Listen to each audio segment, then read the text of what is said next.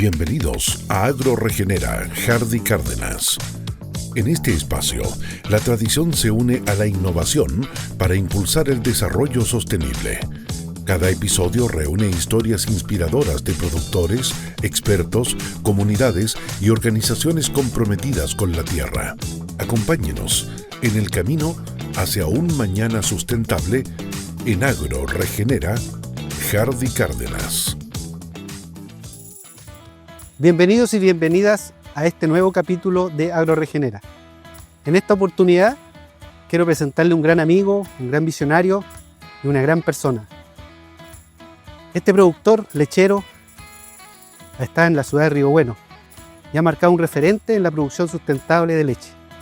Queremos conocer su historia, queremos conocer su camino y queremos conocer el gran trabajo que ha realizado él y su familia. Con ustedes les presento a don Edmundo Enríquez. Edmundo, has hecho cosas muy importantes para el desarrollo ganadero y lechero en la región y en el país. Has sido innovador en muchas áreas de la actividad, pero una de las áreas que más siento que se te resalta y se te conoce es porque has sido pionero en el uso y en el manejo, ¿cierto?, de los recursos naturales en forma eficiente, en forma sustentable. ¿Cómo llegaste a la actividad ganadera? Hola Ardi, buenas tardes. ¿Cómo llegué a la actividad ganadera? Yo creo que un poco quizás por, no sé si el destino. Yo no iba para quedarme en el campo. Mi papá, yo creo que nunca pensó que se iba a morir tan joven y tuve que irme al campo porque él falleció en el año 88. Y tuve que irme a hacer cargo del campo. Era el único hombre entre dos mujeres y de ahí tuve que empezar a ponerle el hombro sin saber absolutamente nada de campo. O sea, lo único que sabía, yo me crié, llegué al campo cuando tenía 9 años, pero para los mandados y todas esas cosas, o sea, no tenía idea de cuántos fertilizantes se usaba, semilla o qué sembrar, no sabía nada de esas cosas. Así es que, tuve que ir aprendiendo entre charlas, diarios, revistas y cosas de eso. Y ahí me fui haciendo un poco agricultor y por ahí unos amigos me recomendaron a una persona y por ahí fui sacando leche y por ahí partió la cosa. Los primeros comienzos siempre son difíciles.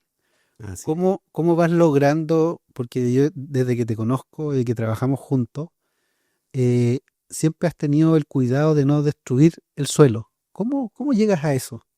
¿Cómo llegas a entender que ese va a ser tu pilar para producir pasto y para producir una leche de alta calidad? Sí, mira, mi papá siempre sembró papas, trigo y después pasto, en ese orden la rotación. Eh, un potrero lo sembraba con papa, al año siguiente se sembraba con trigo y sobre el trigo a veces con pasto o después de la cosecha de trigo se sembraba el pasto. Y todo eso era con cultivo, había que romper el suelo incluso hasta después del trigo para sembrar el pasto. Pero de repente fui sabiendo que existían máquinas sin tener que romper el suelo. Y una vez me topé casualmente con un libro que compré en Coprinsem en esos años, ni sé qué años serían, pero se llamaba Rastrojos sobre el suelo, de don Carlos Croeto. Y él hablaba de las bondades o de lo que en ese tiempo de la nueva tecnología de poder sembrar sin romper el suelo y todos los beneficios y todas las cosas que eso tenía. Y eso me hizo mucho sentido y traté de empezar con eso. O sea, me compré mi primera máquina regeneradora de praderas con zapata y ahí fuimos haciendo cosas. Algunas resultaban muy bien, otras muy mal y fuimos aprendiendo y ese sistema me gustó. Desde ahí, no me acuerdo qué años, pero ya llevamos 30 y tantos años en esto sin romper nunca más el suelo. Y empezamos a sembrar sobre la pradera, a fertilizar y hacer manejo de pastoreo. ¿Cómo comienza eso que te ha distinguido en el país de mejorar tu sistema ganadero en base al suelo, que hoy día acabas de comentarlo cómo comenzaste. Yo también me acuerdo de una visita que hicimos juntos a don Carlos Crobeto. Eso también me acuerdo que te llamó, porque Sí, sí. por ver el trabajo de Crobeto en terreno, en Concepción, fue algo que nos impactó a todos. Sí, y era impresionante porque el suelo que tenía él no era ni parecido a lo que teníamos nosotros. Entonces, si él podía hacer agricultura, podía sembrar, cosechar en un suelo que prácticamente era pura harina, o sea, era impresionante lo que él hacía. Y yo dije, pucha, si él lo puede hacer allá, además que lo podemos hacer acá. Em, Ahí de repente, pucha, uno de repente tiene algunos bajones, de repente cuando algo no resulta bien, la siembra o alguna cosa, como que, pucha, de repente, esto a lo mejor no funciona. Pero después otra vez me incentivaba a lo mismo y seguí con eso, o sea, eh, tratando de no tener que romper, de no tener que hacer tanto laboreo, eso me gustaba, ¿no? Era Lo difícil, encontrabas como práctico, ¿no? lo encontraba muy práctico, pero era muy difícil eh, poder vencer eso porque siempre cualquier cosa decían, no, si eso no funciona o no te va a dar resultado o alguna cosa. Sí. Pero hasta aquí ha funcionado, ha andado bien. ¿Cómo comienza, cómo comienzas con el manejo de pastura, de pradera? ¿Cómo empiezas a mejorar eso? Porque tú comienzas con muy pocas vacas cuando tu papá fallece y te haces cargo del campo. ¿Con cuántas vacas tenías en ese tiempo? 32 vacas. A la fecha de cuando él se murió habían 32 vacas. Ordeñábamos en una sala de ordeño, una maquinita que era de 2 unidades. Y, y claro, yo no tenía idea de pastoreo. Mi papá tenía todo ordenado, el campo, potreros fijos de 3 hectáreas, con 3 hebras de alambre púas, Me acuerdo. con estacas que estaban a 3 metros, estacas de vellín que eran enormes, porque después tuvimos que desarmar todo eso. Sí. Y, y no daba concentrado, fertilizaba muy poco, entonces, y yo de eso no sabía mucho pues, hasta que, bueno, empezamos a trabajar juntos, desarmamos todo ese sistema, hicimos potreros nuevos, todo con una sola hebra de alambre con corriente. Empezamos a fertilizar Red de agua. en red de agua. Los potreros eran todos iguales, todos de 100 metros de ancho, todos tenían las estacas a 10 metros, era una sola hebra de alambre. Y ahí empezamos a mejorar con el sistema de pastoreo. Em, las vacas salían de la lechería, asumimos que salían a las 8 de la mañana, entraban en una franja y estaban con cerco delante y cerco detrás hasta las 11 de la mañana. De las 11 las cambiábamos a otra franja que seguía hasta las 2 de la tarde. De las 2 hasta las 5 ordeñábamos esa hora a las 5 y después en la tarde alojaban en una franja y media para la noche durante toda la tarde hasta el otro día. Y empezamos a tener pasto y nos empezó a sobrar el pasto y capacidad y partimos con 32 vacas y de repente, pucha, teníamos 100 vacas en la lechería Y en la misma y superficie. en la misma superficie. La lechería nos quedó chica. Yo recuerdo que al poco andar, después que empezamos a trabajar, la lechería encontré que era ya teníamos 60, 70 vacas y con 2 unidades era demasiado chica. No, como a las 50 vacas ya cambié la lechería. Hice una lechería de 6 unidades. Ujú. Y, y no pasaron tantos años y tuve que ponerle 2 unidades más y después le puse otra unidad más y al final terminamos con 9 unidades en una lechería que originalmente partió en 6 y en la misma superficie y seguíamos teniendo pasto y yo creo que ese fue manejo, o sea, las vacas estaban encerradas en su franja todo el día. Empezamos a fertilizar, a preocuparnos en esos años de la saturación de aluminio, del pH y todo eso. Y eso yo creo que nos cambió Completamente. la vida. Empecé a ver el sistema de otra manera. Y yo creo que por ahí parte todo y después uno ya se va entusiasmando, va aprendiendo más cosas y así fue más o menos el Y principio. de 32 finalmente terminas con Hoy, ¿cuántas? hoy, ¿150 vacas? hoy día tenemos 170 vacas en ordeña. Con respecto a eso, ¿cómo tomas la decisión de, por un lado, ¿cierto? Te encuentras con una lechería, yo me acuerdo que yo te dejé con 120 vacas, tú llegaste a 150, pero llegaste a un momento en que la lechería hizo crisis, es decir, crisis en el sentido de la infraestructura, no daba para que las vacas realmente tengan un bienestar, ¿cierto? En la ordeña, sino que más bien era algo complejo de poder manejar.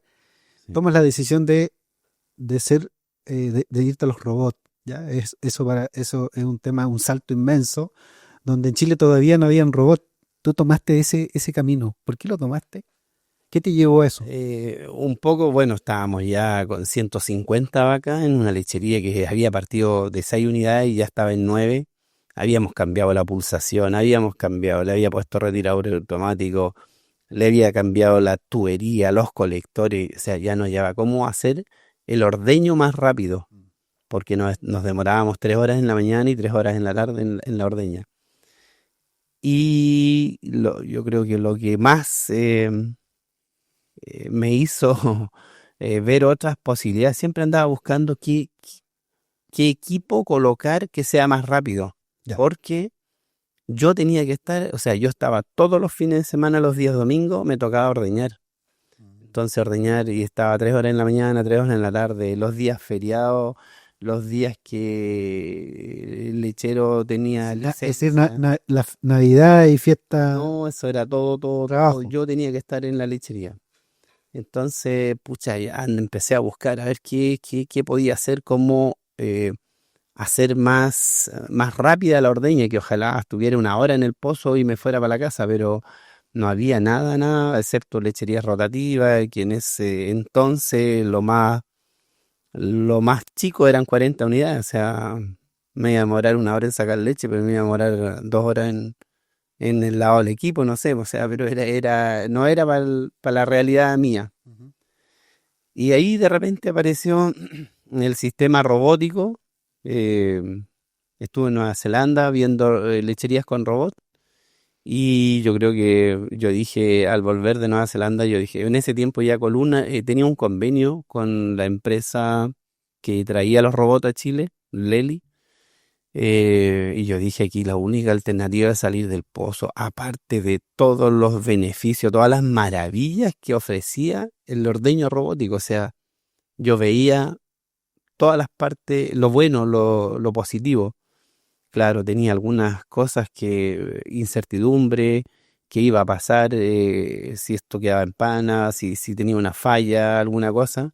Pero había un soporte técnico detrás, había un importador, que eso no me daba miedo, pero le veía muchas ventajas, toda la información, esto era voluntario, el bienestar animal, La calidad de la leche. calidad de leche y todo eso, que opté por eso y la verdad es que no me arrepiento. Yo creo que yo siempre digo que si no hubiese tenido los robots, ya no hubiese sido lechero quizás.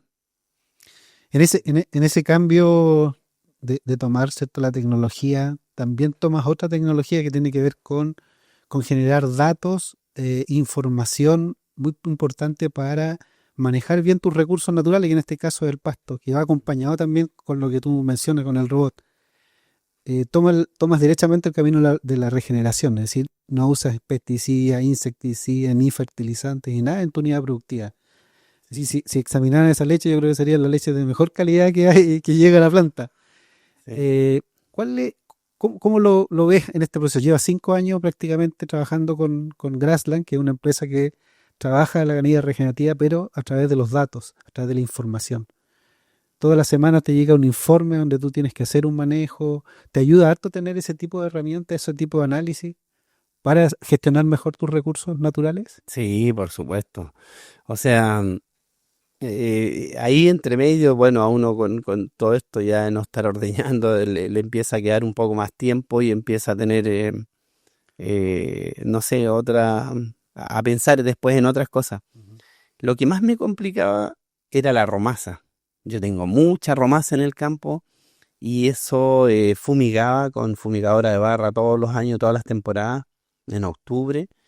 eh, y la romaza nunca se terminaba en el momento la fumigaba y desaparecía la romaza, pero llegaba la otra primavera, la otra temporada y Igual. estaba igual de romaza, o sea, y ya me empezó a aburrir eso, me empezó a... Además que matabas otras cosas que son beneficiosas para el animal. Pero si lo primero que moría era el trébol y todos los bichos que están debajo del trébol, no tenía nada, nada de trébol. Se me acuerdo. Porque el herbicida lo que primero mataba era el trébol y después atacaba a la romaza, parece. Es muy sensible. Pero, pucha, después compré una máquina, en vez de fumigar con barra, compré una máquina que va untando las hojas de la romaza, pastoreábamos y pasábamos con una maquinita que iba untando las hojas de la romaza con el herbicida y andaba súper bien, pero era lento y de repente me empezó a hacer sentido con toda esta cuestión del, no sé, de las enfermedades y de todas estas cuestiones químicas y empecé a pensar, pucha, le metemos herbicidas, insecticidas, fertilizantes químicos al suelo, a las plantas, a todo. Y todo eso se lo comen las vacas. O sea, en alguna parte esto que se comen las vacas tiene que pasar a la leche, debe quedar en la carne. Y al final estamos, no sé, produciendo una leche contaminada, una carne contaminada, que a lo mejor yo no tomo leche, pero no sé, o sea, alguien, la humanidad, las personas se alimentan de eso y a lo mejor estamos haciendo un daño, no sé, algo tiene que haber, o sea, si estamos metiendo todos estos químicos, en alguna parte tienen que ir quedando. Y quizás todas estas enfermedades y todas estas cosas puede ser, y yo dije ya, no más químicos, no más fertilizantes químicos. Bueno, partimos primero con la urea, o sea, al tiro sacamos la urea. Bueno, eso fue por otra cosa, que fuimos a ver un agricultor ahí cerca de Osorno con mi GTT, que él nos fertilizaba con urea, nos aplicaban nitrógeno en forma de urea hacía 10 años. Y fuimos a ver el campo, y el campo espectacular, y él dijo que no necesitaba nitrógeno y todas esas cosas, y yo dije, pucha, si él lleva 10 años haciendo esto, yo llegué y dije, ya, no compro más urea. Ahí estuvimos asustados el primer año pensando que iría a pasar si no lo teníamos. Pero al final no pasó nada. No. Y de ahí empezamos a usar los guanos de gallina, guanos de pollo.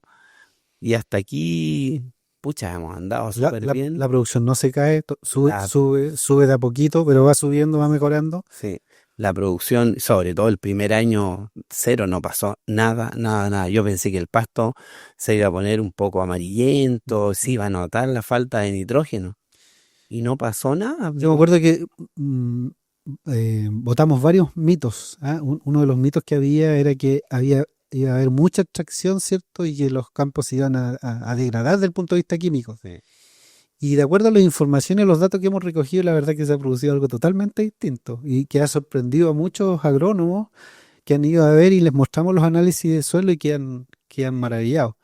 Eso está demostrando, ¿cierto? Y dando la confianza además que el camino que tomaste es el camino correcto, entendiendo que el gran desafío también ambiental que tienen como productores. Es decir, por eso siento que en ese sentido eres importante por el trabajo que has hecho. Has sido visionario en ver lo que está pasando hoy día y que los agricultores tienen que enfrentar, obviamente. Sí, por supuesto. Yo creo que yo soy un convencido de que lo menos fierro posible al suelo, a romper el suelo y todas esas cosas, al final generan un beneficio y no un daño. El otro día escuchaba algo ahí en unas reuniones que había que airear el suelo, que el suelo se compactaba y que toda esta teoría de esta moda de lo regenerativo iba a pasar la cuenta en el futuro, porque los suelos se iban a compactar tanto, se iban a apretar, que si no se aireaban con cultivos y todo esto, iba a bajar la producción y que, pucha, yo decía, para mí todo lo contrario, o sea, contra menos laboreamos, menos rompemos el suelo, menos compactamos. Así es. Sí, pucha, yo me acuerdo de don Carlos Croeto que decía que las lombrices eran capaces de remover 20 toneladas de suelo por hectárea al año, algo así. Sí. Pero, y eso es verdad, yo no cultivo 30 años, no sé, algo así. y es increíble, o sea, no hay compactación, no, uno toma una pala, hace un hoyo y eso está suelto y está lleno de lombrices. Entonces, no creo en eso que, Es decir, tú estás en contra del modelo actual. claro, En otras palabras. claro, o sea, no, Porque todo el modelo lo que busca es sigamos metiendo fertilizantes, sigamos metiendo pesticidas, sigamos destruyendo el suelo. sí. Y tú apostaste a algo totalmente distinto que hoy día te tiene como un campo modelo, claramente. Oye, y yo pensé que, o sea, que esto de regenerativo, que tampoco va al extremo de no, porque hay, Escuela y escuela, se puede decir. pero hay unos que dicen que no aplican nada, ni siquiera compost, ni guanos de pollos, gallinas. Los holísticos, por ejemplo, dicen Sí. que ellos cero, nada. Sí, sí.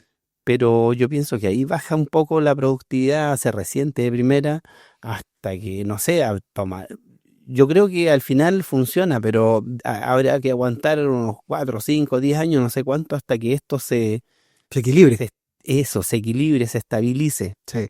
Pero yo creo que la parte regenerativa, aplicando productos orgánicos, aplicando estos guanos y todas esas cosas, se puede mantener, bueno, y lo hemos visto, yo casi no creí esos análisis que hemos hecho, o sea, No, pero vale. yo me acuerdo que mandamos unos análisis a línea y después desconfiamos un poco de línea, mandamos los 2001, Sí, sí, sí, porque salieron mejores, es como la contramuestra. claro, y salieron mejores, o sea, Hay algo que me pasó hace poco. Los nietos de don Carlos Crobeto me hicieron llegar los análisis de suelo de don Carlos. Tenía un 8% de materia orgánica, un pero, 8. pero tiene 90 a 100 partes por millón de fósforo Olsen. Exactamente lo que tú tienes. Sí, y yo veo los dos análisis de suelo y se parecen mucho, mucho, mucho, mucho. De hecho, tienes deficiencia de azufre, igual como lo que te pasó a ti, pero una cosa lógica, por el aumento de la actividad microbiológica, ¿cierto? Los microorganismos necesitan consumir mucho más azufre, por eso baja el azufre. Pero también se puede ir corrigiendo eso. Entonces, eso por lo menos me impactó mucho a mí, de que eran similares análisis químicos, excepto por la materia orgánica que era. Claro, que ellos tenían muy poca materia orgánica. Claro, y ahí señala, por lo que los recuerdos que tengo de don Carlos es que prácticamente empezó con suelos con 0% materia orgánica. Llevarlo a 8 o 6 a 8 ya Era harto. Yo recuerdo cuando andaba con su palita y decía que esa era la cantidad de suelo que él había construido, sí, solamente con paja, con rastrojo y guano. sí, Era totalmente. impresionante, sí, yo recuerdo cuando... Y eso era, eso hacía sentido, o sea, era como, uno creía en eso porque lo veía, o Porque sea, que eso finalmente termina creyendo. A mí, que es lo que me convence meterme al mundo regenerativo, es principalmente lo que hizo Crobeto. Ujú. ¿Ya? Apoyado por lo que también promulgó mucho Arno Clocker. Su modelo de producción, de producir pasto sin destruir, es un modelo que se practicó en todo el mundo en una época. Y en Chile tuvimos el privilegio, ¿cierto?, de tener a dos eminencias a nivel latinoamericano y mundial, como fue Arno Clocker y Carlos Crobeto, en sus dos líneas, ganadería y agricultura. Y ese modelo fue el que nosotros, como empresa, igual tomamos para mejorarlo y ponerle tecnología y poderlo aplicar en el rubro lechero. Porque desde el punto de vista lechero era muy difícil que los holísticos pudieran entrar a aplicar técnicamente el manejo. Claro. Porque es complejo, no es Sí. fácil. Entonces, yo en ese sentido me basé en eso. Y la introducción de material orgánico no busca otra cosa que activar el suelo lo más rápido posible, porque así como hemos sido capaces de destruir, ¿por qué no podríamos ayudar a la naturaleza?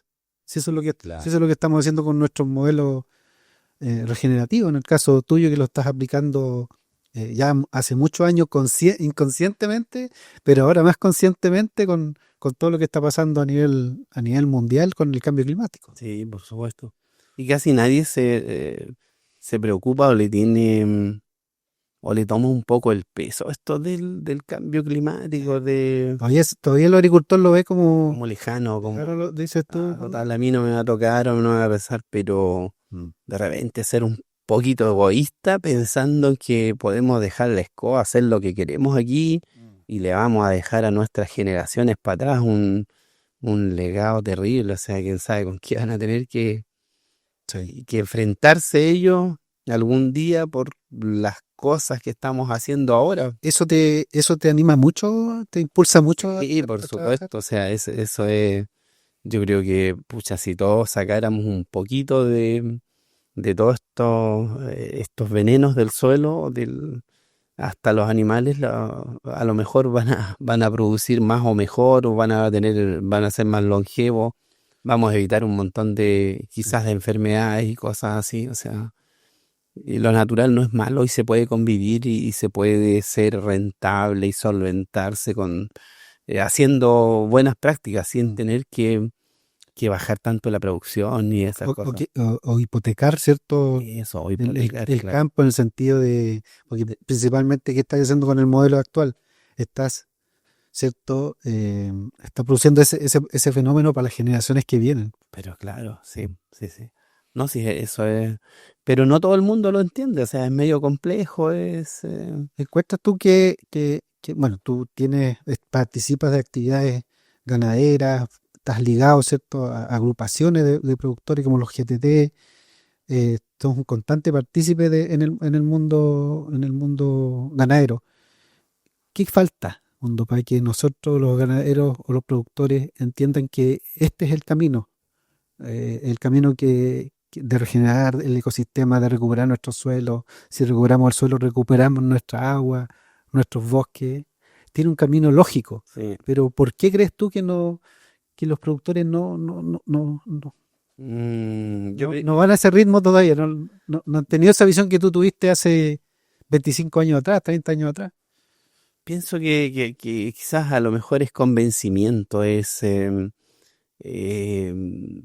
todo el mundo, o sea, todos estamos tratando de ser rentables, de ganar mucha plata al costo que sea, o sea, si hay que meterle, no sé, pues, cianuro a todas las cosas porque esto va a producir 3 veces más, todo el mundo no la piensa y le mete cianuro a la cosa, o sea, eh, al final la parte económica es tan fuerte que yo siempre digo, yo prefiero ser agricultor que ser empresario.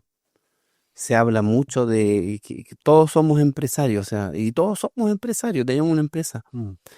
pero, pero yo quiero o yo prefiero ser agricultor, más agricultor, yo quiero mis vacas, yo conozco cada una de mis vacas.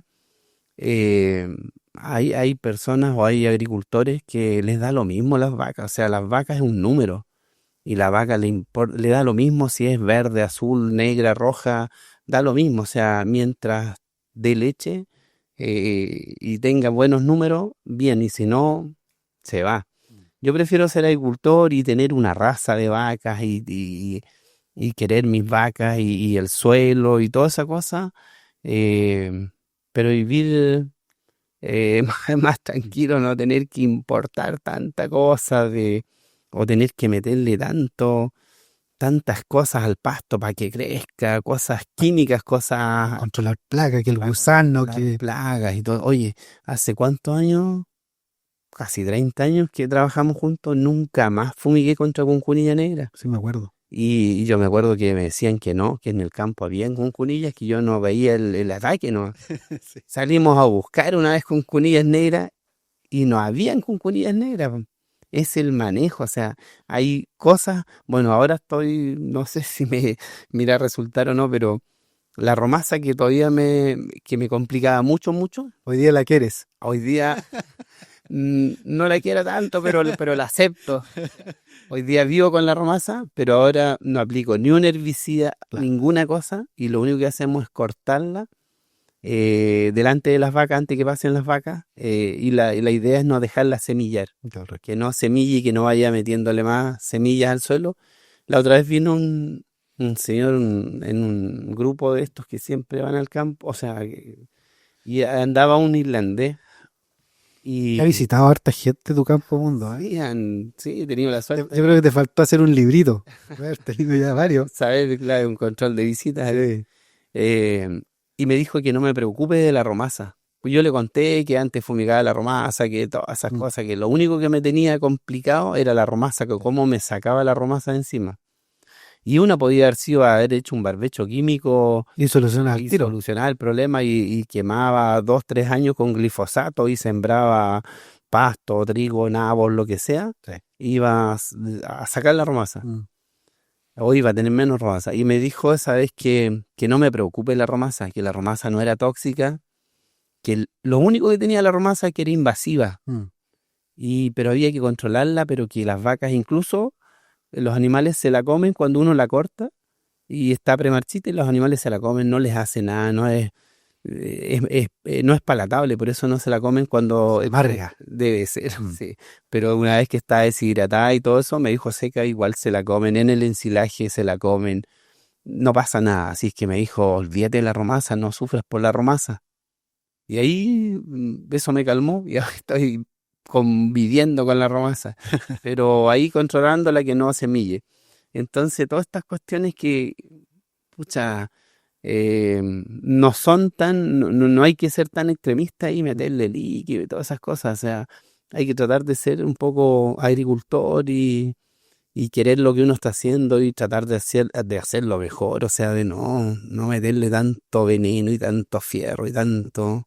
Y se vive bien igual. Ah, verdad. Alcanza. Qué bueno. Mundo, por último, ¿cómo te proyectas? Hoy día tu hijo también, agrónomo, ¿cierto? Está ayudándote en el campo. ¿Qué es lo que viene para el fondo Los Castaños? Pucha, no me queda mucha proyección ya, como dicen, somos una generación en extinción. Sí. Ya me va quedando poco, no sé cuánto, pero yo hasta aquí estaba súper bien. He hecho todo lo que se me ha ocurrido, no me ha resultado tan mal. Creo que hasta aquí andaba bien, pero llega la parte generacional, el cambio generacional y la gente joven y sobre todo mi hijo y puchi, tengo una suerte, pero tremenda en ese sentido. Este cabro se le ocurrió hacer una lechería estabulada ahora y estamos en eso. Aparte, bueno, ese es un proyecto de él. Ujú. Aparte de la lechería que tenemos en pastoreo, esa no se toca, no, Esa va a seguir. esa va a seguir, ese es el chichi. Ya. Y él, y yo lo apoyo y ojalá que ande bien y vamos a darle duro a esa cosa. Con todo lo que significa bienestar animal, o sea, Con todos los niveles. máximos de todo, de confort, de toda esa cosa. Entonces ese ahora es el único proyecto que espero alcanzar a ver funcionando y bien y que no sea un retroceso, o sea, Mm. algo que, pucha, que yo nunca hubiese querido que las vacas estén. Yo he visto hartas lecherías estabuladas, Son 365 días, es decir, toda su lactancia, en otras palabras, encerrada. claro, encerradas y con heridas, con hematomas, donde en las camas malas. Y yo creo que eso no es bienestar animal, No, o sea, nada. y nosotros vivimos de las vacas, vivimos del campo, entonces es como si yo fuera taxista y tenga mi auto hecho pedazos, no anda, o sea, yo vivo de las vacas, vivimos 3 familias de las vacas, entonces si no le damos bienestar a las vacas y no las tenemos, pero muy, muy confortables, no es bueno el negocio, o sea, vamos a estar, no sé, ganando plata a costa de los animales, Sacrificio. del sacrificio de los animales. Sí. Entonces, pero él dice que no, que está todo impecable y que vamos bien, así es que eso me gusta y quiero esperar a ver si. Bueno, lo otro que también yo creo que vaya a ser un aporte grande ahí es que, por ejemplo, la producción de alimentos, que vaya a tener que producir mucho más alimentos, va a ser también cuidando el suelo con máquinas de cero labranza. No, nunca no vas a perder tu esencia, no vayas a poner tu esencia o todo lo que has aprendido del suelo, es decir, no, ahora hay que hacer pedazo del suelo para producir más comida. Claro, No, y ese es uno de los requisitos muy bien. yo puse, que se hacía, pero se hacía bajo esas condiciones. O sea, no, estar rompiendo todos los años para sembrar maíz, para sembrar, no sé, alguna otra cosa. Sí. De hecho, hace poco me contabas que fuiste a ver una siembra de maíz en cero labranza, una persona que lleva. No, sí, sí, sí. Y lo que llama la atención, yo sé que tú también piensas lo mismo. Lo que menos se ve es maíz en cero labranza. Casi Casi nada. Casi nada. Si yo el que fui a ver, Y aparte de eso, nunca más he sabido que teníamos un vecino ahí que sembraba maíz cero labranza, pero ya no siembra maíz. Y pare de contar, y después de eso no había nadie más. Y de hecho no hay máquinas En Chile, en Chile o de prestadores de servicio que hagan el servicio de sembrar cero labranza. Todas son con cultivo. Y ojalá lo más molido posible, lo más... Mire, yo hace poco tuve una reunión con una empresa importante para pedirle que por favor invierta en máquinas de cero labranza para sembrar maíz. Su respuesta fue que no es negocio. Claro, si nadie las ocupa. Nadie las ocupa. Y todo lo contrario, dice. Y tú vas a ver máquinas donde venden maquinaria y ves máquinas para romper suelo cada vez más agresivas y más profundas. El tema ahí pasa lo siguiente, Mundo. Nosotros, el tema de la sustentabilidad, la bajada, ¿cierto? Es el no destruir suelo. ¿Ya? Las personas están trabajando bien sus praderas, hasta qué punto están siendo regenerativos, eso hay que evaluarlo. Pero desde el punto de vista de las siembras, siguen cultivando y arando y rastreando suelo para sembrar grano. Entonces, eso se contradice con todas las reglas de los regenerativos, o lo que si el día de mañana llegan las certificaciones que ya están llegando a Chile, no vaya a poder ser regenerativo si me estáis sembrando maíz con cultivo. Entonces hay que ser de una sola, ahí es una sola línea la que no se rompe suelo para producir alimentos. Sí. Hay un asesor que nos asesoraba ahí, o sea, que conversábamos en tema de maíz, y él decía que el maíz, porque él también es un convencido que la cero labranza y sobre todo la siembra de maíz en cero labranza, decía que siempre iba de menos a más. El primer año en cero labranza puede que no sea tan bueno, pero me decía el segundo, el tercer, el cuarto año, el quinto año, es espectacular la producción que tiene en cero labranza. Es muchísimo mejor que en labranza tradicional con aradura y toda esa cosa. Y los costos, por Mundo. Uy, los costos son... bajaron en forma... Y no rompes el suelo, no dañas la biodiversidad que ahí existe en el suelo. Lo que cuesta tanto construir, si eso no se pone en valor, lo importante que es y cuidarla y trabajar en base a eso, es el camino, no destruyendo eso para meter otras cosas que tienen costos de importación y que obviamente hacen subir los costos y hacen poco rentable la actividad. Así es. Si finalmente es eso. Bueno, Mundo, quiero agradecerte por haber venido, estar con nosotros, y te deseamos el mayor de los éxitos, que puedas ver ese sueño hecho realidad, y gracias por ser del mundo de los regenerativos, lo que está apostando para dejar un mundo mejor, como dices tú. Encantado, feliz. Bien, muchas gracias a usted. Agroregenera, Hardy Cárdenas. En este espacio, la tradición se une a la innovación para impulsar el desarrollo sostenible. Cada episodio reúne historias inspiradoras de productores, expertos, comunidades y organizaciones comprometidas con la tierra. Acompáñenos en el camino hacia un mañana sustentable en Agroregenera, Hardy Cárdenas.